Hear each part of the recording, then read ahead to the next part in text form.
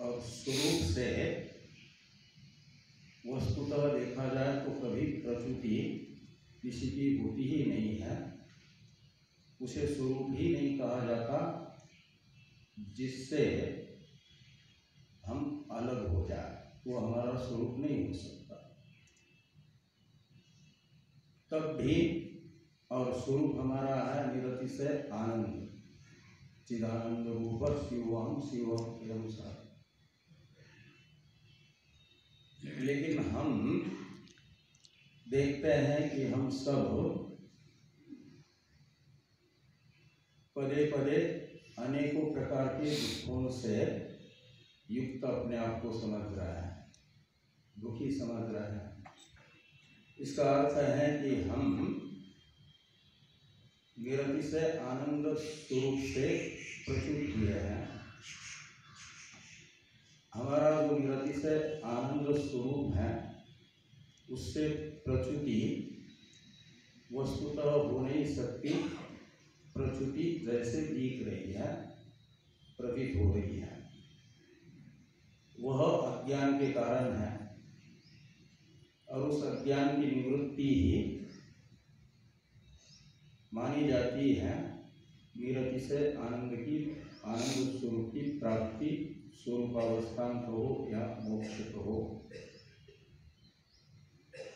और वह संभव है ब्रह्मात्म एकत्व अनुभूति से ही। ब्रह्मात्म एकत्व अनुभूति एक प्रमा है और प्रमा होती है प्रमाण से। ब्रह्मात्म एकत्व रूप प्रमेय का ज्ञापक प्रमाण प्रत्यक्षादि नहीं है, अपितु वेद है। वेद में भी मूल दो वेदांत हैं जिन्हें उपनिषद, ज्ञान कांड आदि कहा जाता है। तंतु औपनिषदम पुरुषम पृच्छामि इत्यादि श्रुति वाक्य बताते हैं कि पुरुष यानी आत्मा, परमात्मा यानी हमारा स्वरूप ही औपनिषद है, उपनिषदों से मात्र जाना जाता है।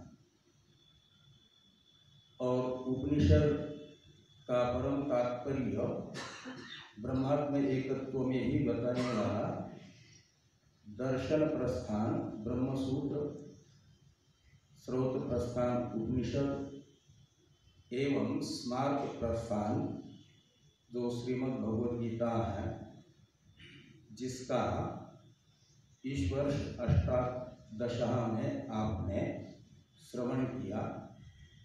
यह प्रस्थान त्रय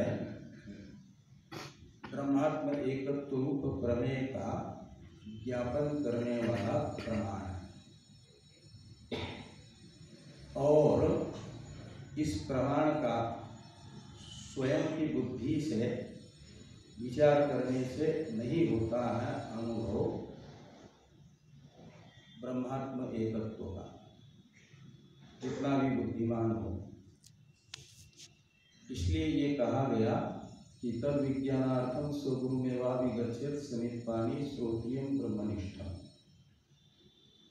और कैलाश आश्रम की स्थापना के साथ ही साथ प्रातः स्मरणीय संस्थापक महाराज श्री जी ने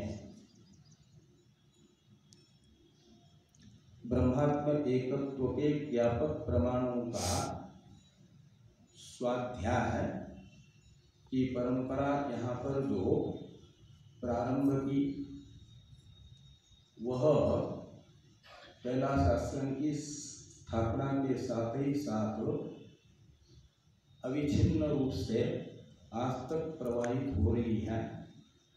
और केवल यहीं पर नहीं, कैलाश आश्रम के स्नातक